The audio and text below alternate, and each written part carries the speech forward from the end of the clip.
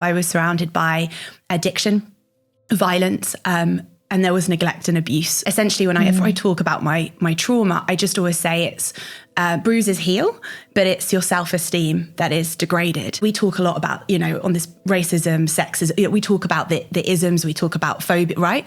Mm-hmm. But also, what about adversity when it comes to how much childhood trauma did you have?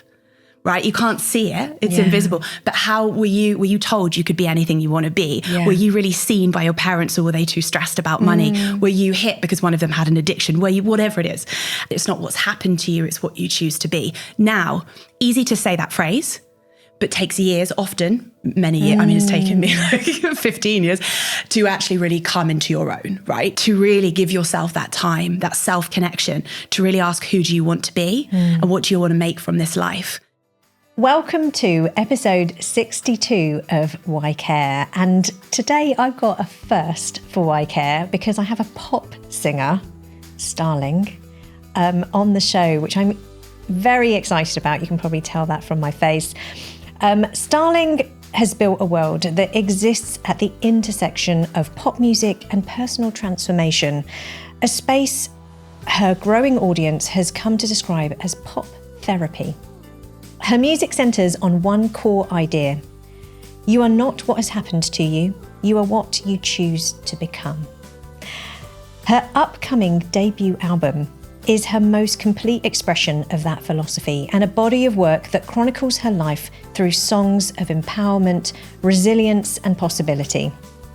Beyond streaming success, Starling has received major industry recognition, including BBC Radio 1 New Noise Artist, Amazon Music UK Weekly One, features in Wonderland, Fault, and The Guardian, and Sync placements, including Love Island.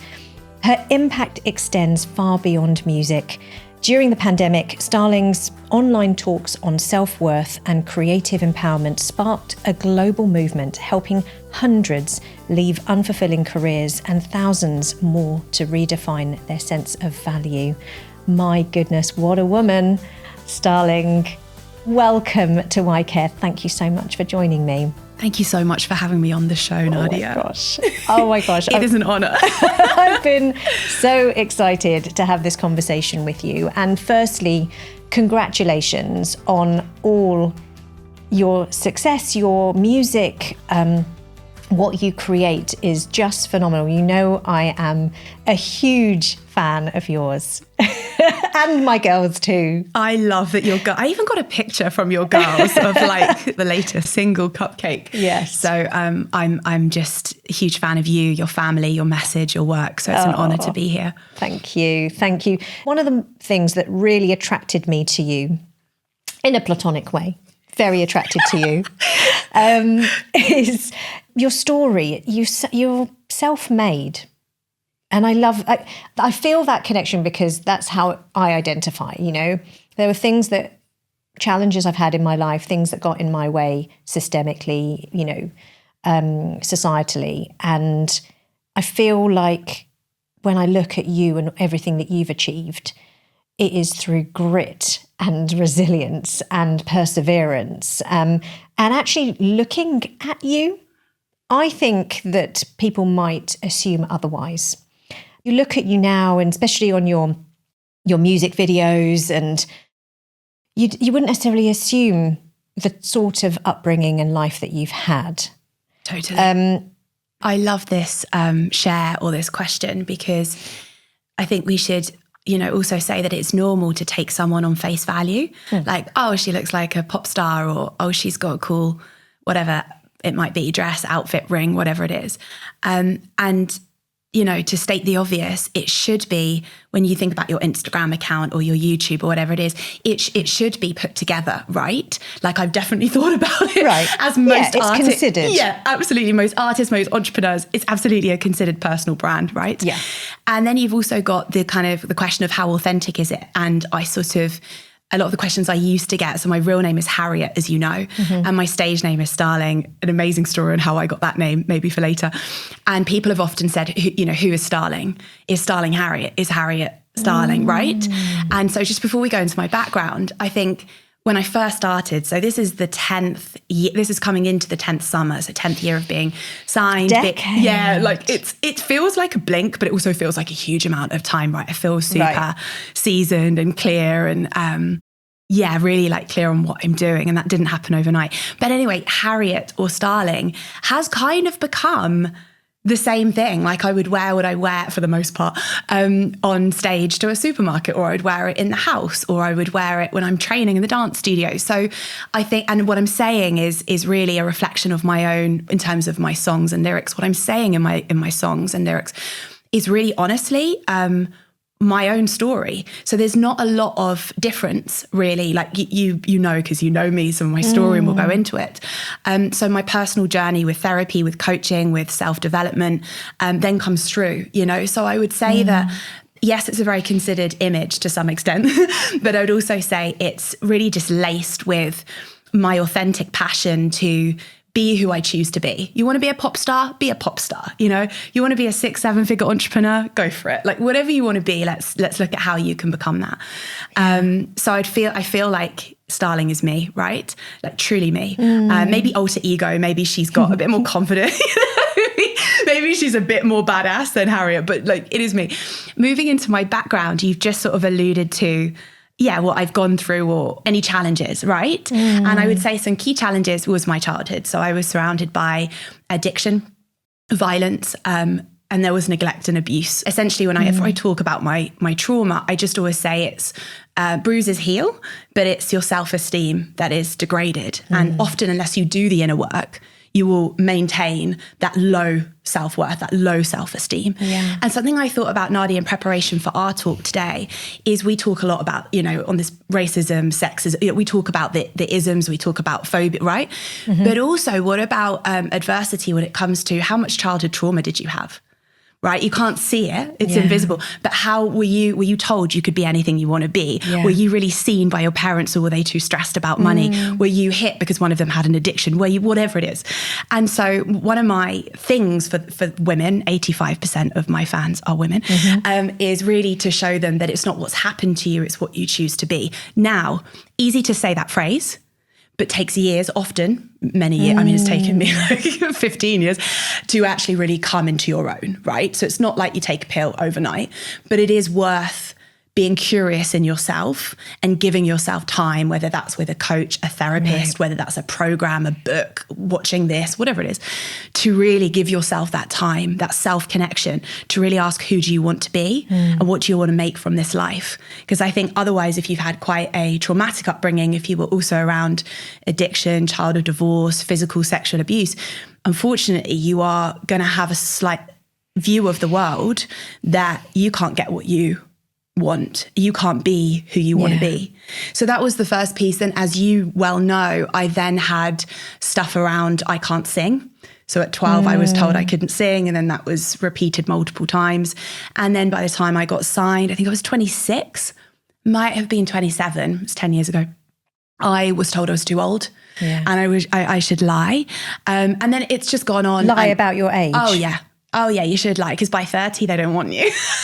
I have to Who's laugh. they? Who are the great beings? My old manager, my first record label. I mean, honestly, I have to laugh because now I'm more confident and I don't know. I like who I am. I'm really in my own skin. So did you I listen? think it's a joke. Oh, for sure. I've lied about my age consistently until recently. Still feels edgy to really say my age because there's some brainwashing inside of me that says, when you're older, particularly in entertainment, right, that you shouldn't be. Whereas in certain fields, it's good to be older. Like my partner's a doctor and it's very, you know, it's good if he's distinguished. Very distinguished. Yes. Whereas in my world, I'm like, oh, no, it's not good. Yeah. So there's stuff around shame, there's stuff around age, creating a sense of shame within me that I should be younger or whatever. But the truth is, Nadia, if I was any younger, and I really mean this, I wouldn't have as much to say. I wouldn't feel so confident and clear, because really good things like a fine wine, a stinky cheese, they need time, right? Same with your business. I don't know your business journey, but I imagine your business success didn't just come in 6 months. Yeah, exactly. Right. I love that you've just compared yourself to a stinky cheese. But I think that will be the sound clip. 100%. Don't diss that stinky cheese. It takes time to mature, people. And whilst we're talking about, because I feel one of the first songs that I heard of yours was Queen. Yeah, and I think that hooked you in, actually, right? Yeah, well, no, you hooked me in because of your just beautiful personality, because you messaged me.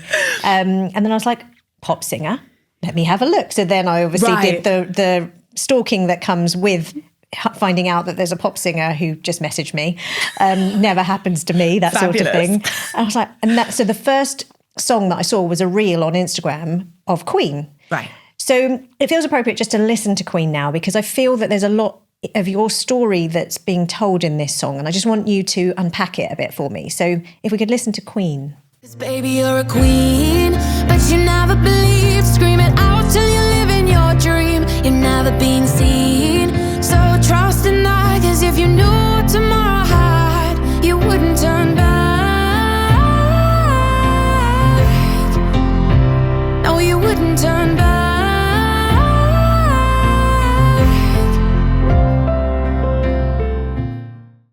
Wow. I mean, just those words. So trust in that, because if you knew what tomorrow would bring, you wouldn't turn back.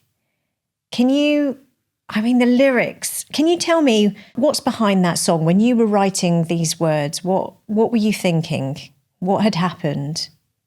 So I should tell you, I wrote Queen on Zoom. So it's very unusual to write. I wrote it on a Zoom session. What? With a producer in Connecticut. That's... Yeah. And so normally, I know we're post-pandemic, so a lot of things happen on Zoom, right? Okay. But normally in my world, just give it in a nutshell, you go into a studio, would meet like producer, songwriter, or maybe you already have your own team that you like, and you would write, and it would take you 6 to 8 hours, maybe 2 days, but generally it can be done in one, get your chorus together, etc. But this chorus I had, I was like, let's go. And another guy joined actually from LA called Louis. So I had David in Connecticut and Louis in LA, and we got on this Zoom.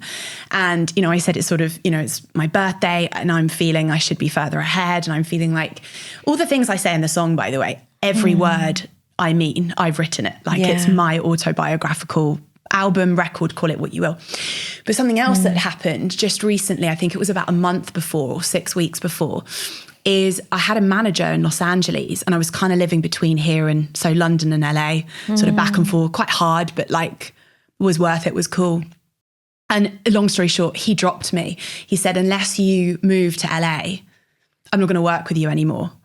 And I just got engaged or married. I mean, it's all recently in the last sort of 2-3 years, and just obviously gone through a big like personal milestone. Was kind of like, and I bought a house, and I was kind of like, I didn't know what to say. Is this a conversation of choosing personal life over professional? Are you telling me I can't be famous if I don't move to LA?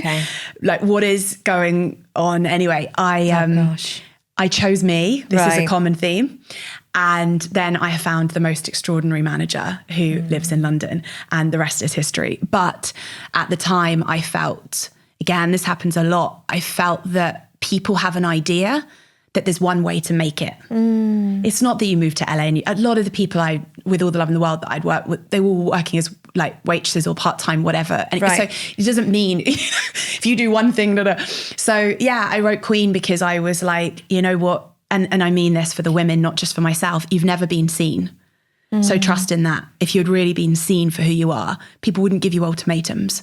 So really for me, it's like I'm trying to soothe myself with every lyric. I'm trying to help myself, but I'm also trying to help the women who listen, because I have a true belief we are not singular in our problems. Like if I felt that around my birthday, someone else has. If I've been abused, someone else has. If I've been given an ultimatum about Los Angeles, someone else has. And there's a famous quote in songwriting, which is when you try to be sort of universal, like I'm going to write a hit, that you actually write the worst song of your life. Whereas when you're personal, you're universal. Yeah. So I'm always trying to be like, how personal can I be? Because that's universal. How honest can I be? Like, I'm sure you've heard the Lily Allen album. Yes. It's just massive for so many reasons, because she's brilliant, but it's also massive because it's so honest. Yeah. And we've all been in certain relationships with certain people that want to make you do certain things and say, and call it love, and say, there's an ultimatum here. So Queen is really about choosing me, and the sort of the thing that I never knew would happen from Queen is that it's helped women choose themselves. Yeah. So almost every single week without fail, I'll get a message saying, I left my job, I left my husband or partner, and I've asked for a pay rise. Oh my gosh. And I'm like, wow. okay, this is the power of music. And then when I look at the numbers on Spotify, I'm like, oh, I wish they were higher. Or I always, have this part of me that wants more growth and exposure. Yeah, you got it, right? Yeah. Like everybody would like more followers or whatever it is. And then sometimes in the quiet moments, I sort of think, God, Starling, that's just nonsense. Like really what you want is the depth of impact rather than the ego numbers of the breadth of followers. Yeah. Yeah, which is right. But in today's age where content and followers and, clicks and likes and all of that is so like ingrained in us to be connected to how successful we are or our self-worth, it's dangerous. I feel like the way social media plays out today is dangerous for people's sense of well-being and their mental health.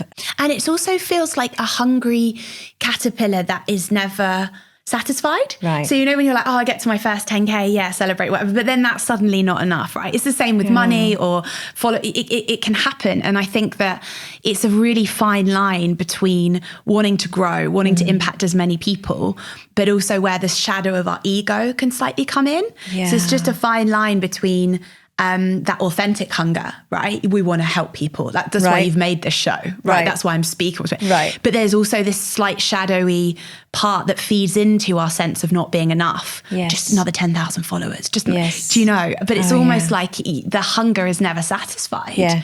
We have to be really aware of that. Insatiable. Insatiable. Yeah. Yeah. Right. And that is part of what so pop singer, yes, but also there's this other therapeutic side of what you do with clients, with your followers, with a large audience now, which is amazing. Yeah, these programs sell out. Yeah. Yeah. Can you tell me about, is it Glow Up? Yeah, I run the Glow Up. Yeah. You run the Glow Up. Which is not about Botox or weight or diet. No. It's your energetic glow up. Yes, it's about energy. So I'd really love to hear about, because there's a connection between what we've just spoken about, the mental health of the society in general at the moment, which means that what you offer in the Glow Up, and I suppose in your music as well, it's very connected, but is so needed that I can only imagine that you've been quite overwhelmed at the extent to which people have wanted to hear and go through this because they need this support now. Can you reflect a bit more on what's going on in society that means that what you're offering is so needed, and maybe just explain what it is that you're offering too? Oh, totally. And just to give you and it's a bit overgeneralized, but just to give you sort of two things that I feel that post-pandemic we're suffering more than ever, AI, internet, all of it. I think the two key things that I'm really noticing in society is that we all feel lonely and we all don't feel good enough. And when we look at how can we heal that, or how can we help each other or help ourselves, etc., it's about connection and community, but it's also about self-connection. So a lot of the stuff I teach in Glow Up is like, I just did a neuroscience certification. So it's understanding about your nervous system and how you can really regulate it no matter what, whether it's 20,000 people that you're performing in front of, whether it's speaking up to your partner about money, whether it's, feeling safe to let someone fall in love with you. I mean, it's really the understanding the neuroscience and the nervous system. But regarding loneliness and regarding feeling good enough or not good enough, that's then a question of self-worth. And this is the thing with self-worth, self-esteem, all the stuff I talked about earlier regarding your upbringing, your background, childhood. Anyone that tells you just click is a liar. Like, you don't just click your fingers and suddenly you're more confident or get the Botox and feel more confident. It doesn't work like that. So for me, I work with, it's like a boutique agency. So I just work with 15 to 20 people at a time. Okay. That's it. And it's currently called the Glow Up. But where I really started the pandemic and it became a massive international thing was I helped musicians leave their day job. So I helped 375 people leave their day job and make $3,000 a month from music. And then the talks went this whole thing. And then I thought, okay, I want to help all artists make money, because that's always a wounding, is money, music, money, art. People saying, you know, like maybe your parents say, oh, you can't be an artist, get a proper job, or you'll be poor, or whatever. I've gone through that with my family and stuff. So originally it was helping people with their self-worth and their net worth. And then certain things have happened in the last couple of years where, being completely direct, I didn't just want to help people like make it as a musician or make more money. Like, it felt good, but it started to feel a little too surface. So with my new trainings and neuroscience, nervous system, I had this extraordinary, epiphany is the wrong word because it didn't happen overnight, but this extraordinary journey over the last sort of 18 months where I realized within myself, if I could feel safe, no matter what, safe under pressure, safe to speak up, safe to be fully expressed, safe no matter what, to be who I am as Harriet, then that is the Jedi of life. That is like, you know, chef's kiss. Yeah. So when I understood that I was constantly in this slightly, we call it the red zone in my training, but slightly on this like manic kind of chaotic kind of fight flight kind of response, I realized I wasn't fully present. And when I worked on nervous system, energy, all that kind of thing, I realized that I was making better decisions. My prefrontal cortex was always online no matter what. And I wanted to help people do that. So I moved into coaching celebrities with making better decisions. And then the glow up is some celebs, some not, but basically just women that want to be magnetic, and women that don't want to have to keep pushing and forcing for everything in their life. They want to receive. They want to know they are totally worthy, perfect, exactly as they are. They don't need to modify. They don't need to prove themselves. And so it really connects to my lyrics. But more than that, I actually have a framework. And the women that I'm working with are getting extraordinary results. So whether it's how they feel, whether it's their money, whether it's their relationships, whether it's they're becoming like a magnet for opportunities, it's a very rewarding thing to do. Now, in the pandemic, when I couldn't tour America and I sort of started coaching, giving talks, whatever, I always thought, well, when the world opens up, I'll just do music full time again because I love music, right? And I had done it since 2016 to 2019. But no, I fall in love with it so much. I'd like to write a book. I would like to maybe train people in this framework. I don't know. There's just stuff that after this album, like the album is my baby right now. Of course. But I can see myself helping women on a deeper level with some of my frameworks. Yeah. And I'm excited to do it because it's very rewarding to see someone's life literally change from making better decisions. And there's something here, I think, around this relationship that you found. There's obviously women, there's a consistent theme, and maybe you can share what some of these themes are that happen to women in their lives that create what you're seeing, the reason why they come to you. And I wonder, actually, this might be a good time just to listen to every single time, if that's okay, because I feel like there might be some themes that you can draw on that's related to the work that you do in the Glow Up. A faded light has become of me. It's time to switch my reality. This ain't right, so it's time to go. I know I'm enough, I can see it. I know I'm enough, I can feel it. I know I'm enough, let the phoenix arise. I know I'm enough, I can see it. I know I'm enough, I can feel it. I know I'm enough, let the phoenix arise. Every single time. Every single time. Every single time. I know I'm enough, I can feel it. Every single time. Every single time. Every single time. I know I'm enough, let the phoenix. Oh, so powerful, these words, every single time. Can you expand, what is it every single time that knocks us back, women back, people back who are, what are you referring to and what do you see in the women who come to you? Every single time we have an opportunity to believe the voice. So whether it's a negative partner and you think maybe I deserve that, and it's a critical comment.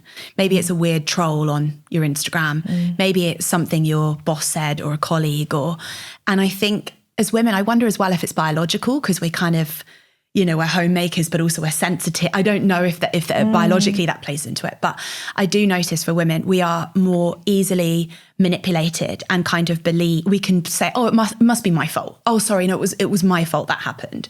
And we're so quick to take responsibility.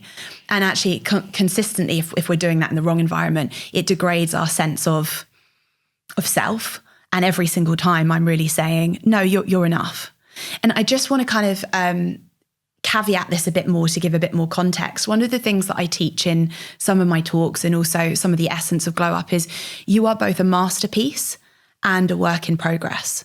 So what I mean by that is you are a masterpiece, and I will consistently say that to you in the Glow Up or through my lyrics, but it doesn't mean I don't do my sit-ups. It doesn't mean after this, I'm not going to my vocal coach. I absolutely am crossing half of London to go and see him, right? Okay. So it's not that we're not here to self-improve, right, but the question is, why are you self-improving? So if you're self-improving because if I don't get this sit-up and the abs and the six-pack, I'm not going to be lovable, then we need to look at the why. Okay. Whereas if you're doing it because it would be kind of a vibe to have a six-pack. It'd be kind of a vibe to go to my vocal coach, Matthew, in a moment and just see how good could I get at singing, right?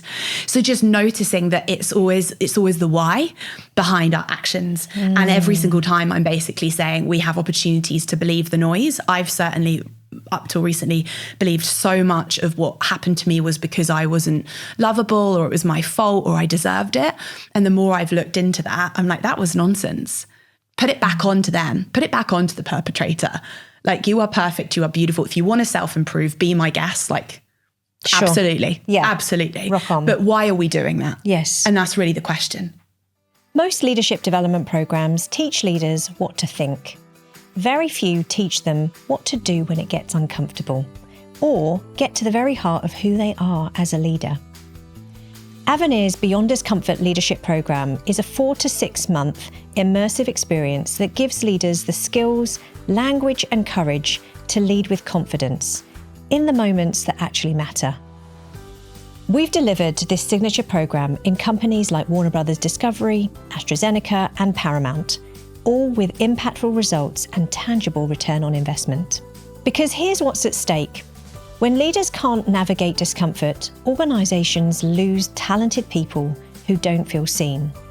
Decisions get made in echo chambers, performance suffers, and strategic growth ambitions stay exactly that, ambitions.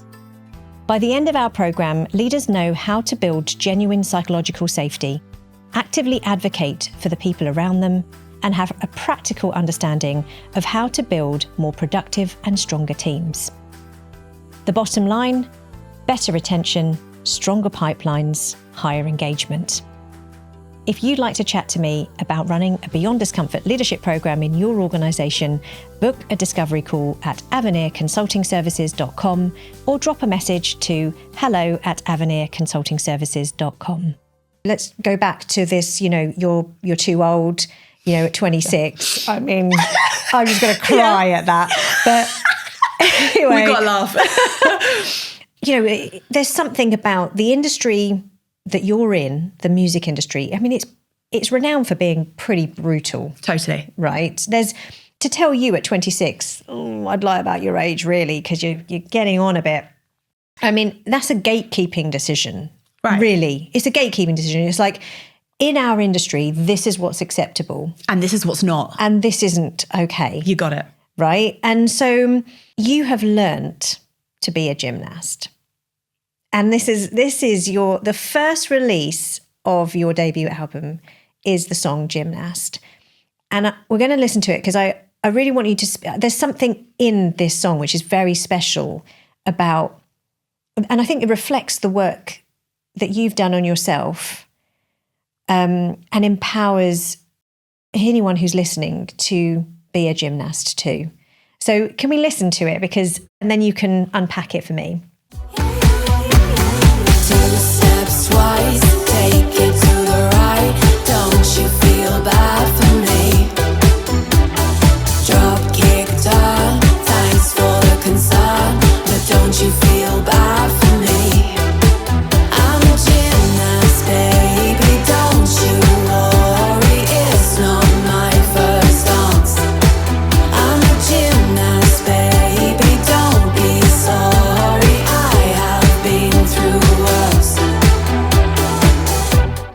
I'm a gymnast, baby. Hell yes.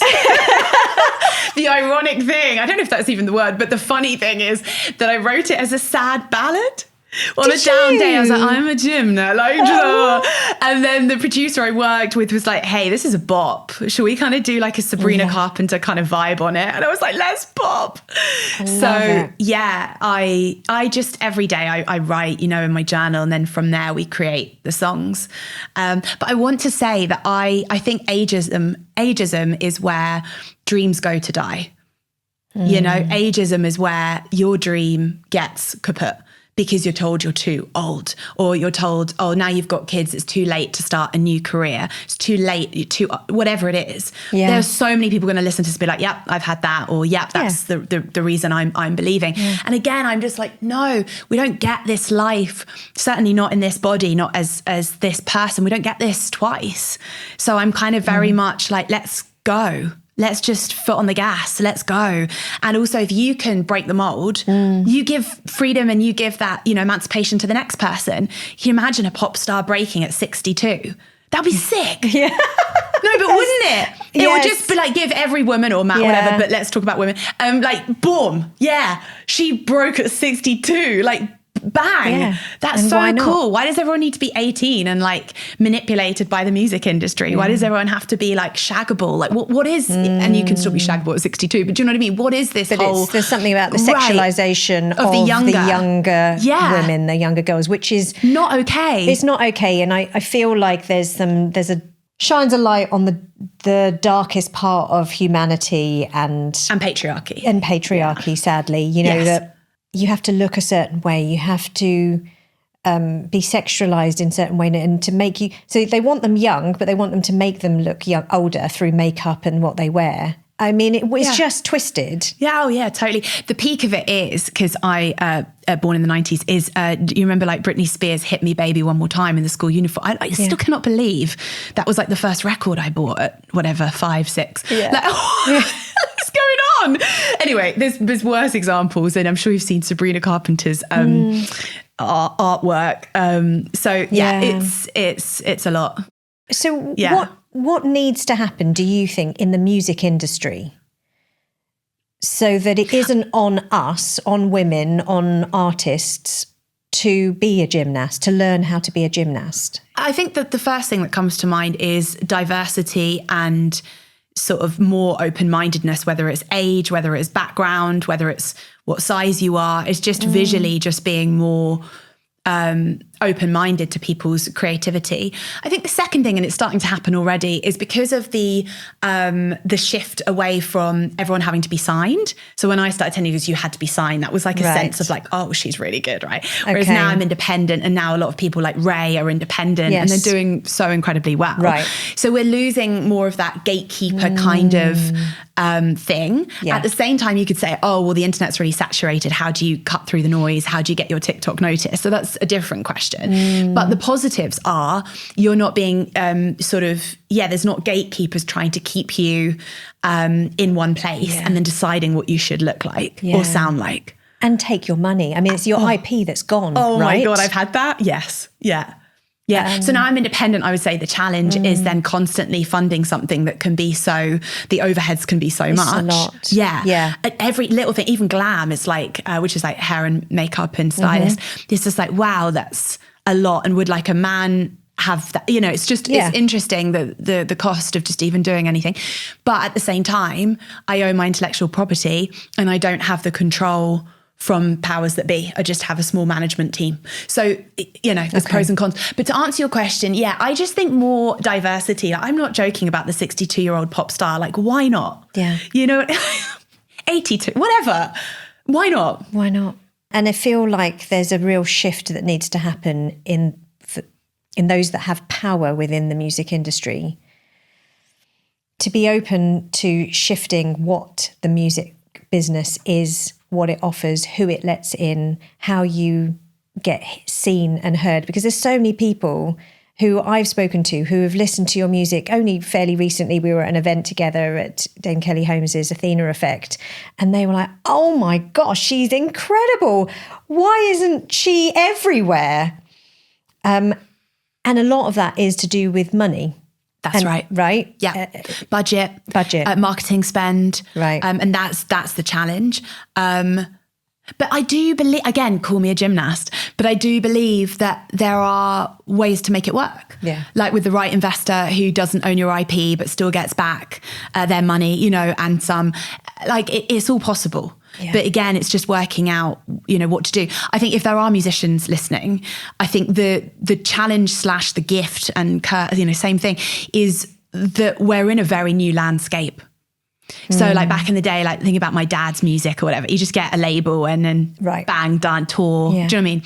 But because of social media, because of the internet, because of everything in the last 10 to 12 years, on some hand, you know, some level it's all quite emancipating, and on the other hand we all don't know really what we're doing. Right. So I think it's been disrupted. The whole industry's been disrupted. When I hope that maybe we could do this in 10 years or 20 years when I'm older and say, hang on, what were we talking about in 2026, right? Yeah. Because everything is moving so far. You've also got that with AI, which you know in your world as well. Yeah. So it's a very uneasy kind of landscape. But at the same time, because I'm a gymnast, I know you are too, there's something here that I'm like, okay, if a label isn't the thing, is my next move getting a certain investor, and what does that look like? But yes, in terms of exposure, often it's down to marketing spend, and also is the music good, you know, but you're saying the music's good. I mean, so I'm very grateful. And that leads us perfectly to Cupcake. My goodness, like Cupcake is out. So people, Cupcake is out. You need to go onto your immediately your music platform, wherever you listen to your music, and download it and get it. It's fantastic. I can have the cake and I'm gonna eat it. I'm done with all my insecurities. So watch me make a cupcake from this negativity. Ooh, I'm sick of the same old shit, but I fix it up. Ooh, I'm baking all the cake that I can eat. I love it. Yes, I'm done. Even the producer is laughing. I love it. Right? I'm done with all my insecurities. Yes, watch me turn it. I'm just going to bake this cake. Yeah, and I'm going to eat it. Yeah. And just notice as well, I know it's spoken word there and it's a bit of a joke, but I can have the cake and I can eat it. You know, the amount of times I was told as a child, I feel like I'm not the only one that, you know, I want doesn't get. Yes. Or like, oh, you're the middle child, therefore you should, or you're not this, you're not that, oh, you're not really good at art, or you're not really good at singing, which is obviously what I was told. And I'm kind of like, no, like I'm old enough and ugly enough now to just be like, you know what, friends, like the insecurities, they will always, look, we're human beings, but I'm not going to listen to them so much. I don't need them to dominate. And oh, I might cry. One of my recent epiphanies in the last sort of 6 months, it sounds really basic, is that there's nothing wrong with me. You know, I've had so much that I was like, oh, it must be because I'm flawed, or it must be that I need to be a bit more this or a bit more that or a bit less this. And the more I felt that, and again, I will teach this in my talks, in my programs, the women are like, holy hell, I get it. Like, there's nothing wrong with us. Like, why do we feel so defected? And when you lead with that, we'll always have an inner critic. But when you lead with that kind of like, you know what, I'm just right. I'm just right for this moment. I'm just right for this job. I'm just right for this outfit. I'm just right for this partnership. There's such a smooth, it's liberating, smooth energy. The energy, right? It's just and you feel more comfortable around someone that feels comfortable in themselves. Yes. So that's true confidence, really, because it's an energetic thing. It isn't just the problem I've got with minds, you know, all that kind of affirmations and mindset stuff is it doesn't really work. It works for a short period of time, but what really works is how we feel, and the exercises I give that embody you to be the most comfortable in your skin, you know. Yeah. Well, congratulations on Cupcake. I have no doubt it is going to be a huge hit. I'm sure as this releases, it already is a huge hit. Can you please give us a sense of what's to come this year? So is it that the debut album drops in October? Yeah, roughly, it's going to be or- October or November. It depends on a few pieces, but it's going to be around then. Okay. What to expect is going to be more singles. So we've got, actually, I won't say the names of the singles beyond Gymnast and Cupcake, but we've got at least 3 more. Okay. And then the album will cover some songs you've not heard. Of course. Yeah. And we'll do launch party in London. The house concert tour that went viral in 2024 made a little reel on Instagram and sort of said, look, I'm really tired of being online. I'll sing in your kitchen. I'll whatever, if you're a fan. That wildfire. I selected 35 houses. I traveled 4,000 miles in 6 weeks. And then I also brought it to New York. So I'm actually going to be back on the road this year at a couple of points. So if anyone's interested, they can go on the website starlingsworld.com and just fill in the house concert. And I have done this, people. I have done this. So well. Starling came, and it doesn't have to be a huge area, living room, kitchen, wherever. She'll set up mobile, done. Set up and have a concert with all of your friends and family. And it honestly was the highlight of 2025 for me. One of my biggest and best events of the year in the house, because you came. And so, you're doing more of those and people can book you. Yeah, I was going to start. So I did some 2024 in the summer and then I got married. And then 2025, I did a short one. Okay. And it's gone so well. And there's so much demand. We're just going to do another chunk. So I'll go on the road like 3 weeks at a time. So absolutely people can apply. At the moment, it's UK, but I'm not against going Europe or going back to America, we'll see. Sure. But feel free to apply. And then I should say we've made a TV kind of trailer. So we're actually pitching it as a TV show. I can't speak about too much more than that. Okay. But hopefully it does become, the whole thing and concept becomes a TV show. Yeah. So we're working on that. Any TV production companies? Hit me up. Yes, get in touch with Starling. So fun. So, before we wrap up, I have a 5-question quick fire round for you. Let's Please, go. Starling. Number 1. The room you walk into and immediately feel like you belong. A dance studio. Ah, I love that. I love that. What is it about it that makes you just feel... Space. Yeah, okay. Liberation, maybe some music, maybe some silence. And the space is something I just want to fill with dance moves. I just want to express, whether anyone's looking or not. Preferably they're not looking, actually. Yeah. And I feel most safe there, most comfortable. Oh, I love that. I totally get that choice. Number 2, the song you're most proud of. Oh, okay. So it was Queen, but it's been switched. Oh, drum roll. Yeah, no, it has. I'm sorry, it has to be Cupcake. Really? Cupcake? Yeah, it's got to be. It's got to be. Because it's kind of funny, but it's also deep. Yes. Oh, yeah. Okay. Cupcake it that is. was a difficult one. So you could choose both. I'll choose both. Yeah, okay. Depending what mood I'm in. Like, am I feeling low? Or yeah. I mean, they're both empowering and they're both, powerful. I love it. Number 3, the artist you'd most love to duet with. Oh, so that's changed. I would say it used to be someone like Prince, and now I'm going to say someone like Ray. Yes. Oh my gosh, Ray. I love her. Are you listening, watching? And I love her message. Yes. Yeah. Flawless queen. Yes, absolutely. Absolutely. Right. Some word associations. So the first word that comes to mind, money. Possibility. Success. Sunshine. Belonging. Home. Me. Pink. Oh, I love that you chose pink. Beautiful. And a final question. That was question 4, all wrapped up into one. Sell out at the O2 or sell out 50 living rooms on a house tour? 50 living rooms. Sorry if that's the wrong answer.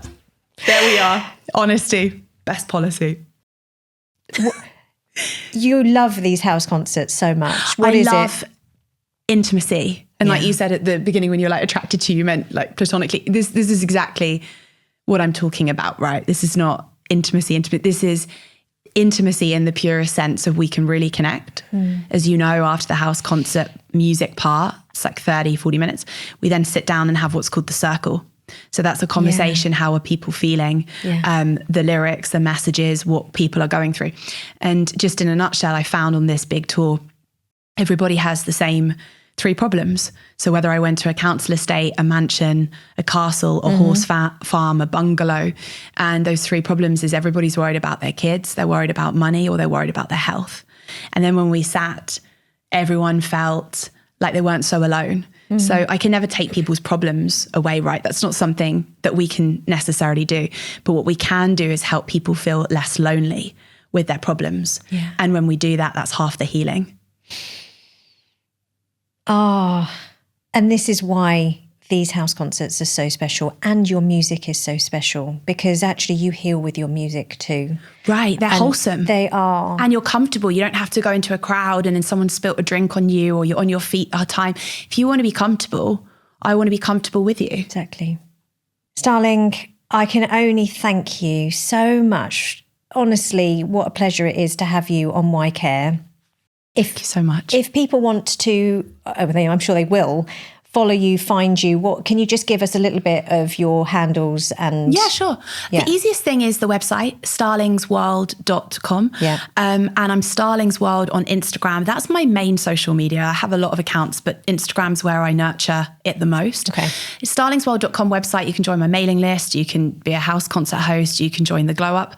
And then the Instagram is Starling's World. For the music, it's just Starling. Yeah. So on Spotify, type in Starling, Gymnast, Starling, Cupcake.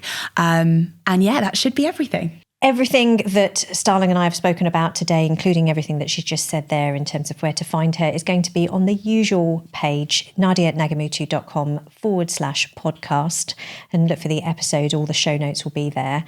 That concludes episode 62 of Why Care. Just so grateful, Starling. You are phenomenal. I am very appreciative of all the work that you do for people, for those who listen to your music, for women. You're one special woman. So thank you so much. Thank you so much for having me on your show. Thank you so much for tuning in to today's episode. I hope you found it valuable and insightful. If you enjoyed the show, I'd love for you to stay connected. Make sure you follow me on YouTube so you can be the first to know when new episodes are released. You can find me by searching for Nadia Nagamootoo or just clicking the link in the show notes.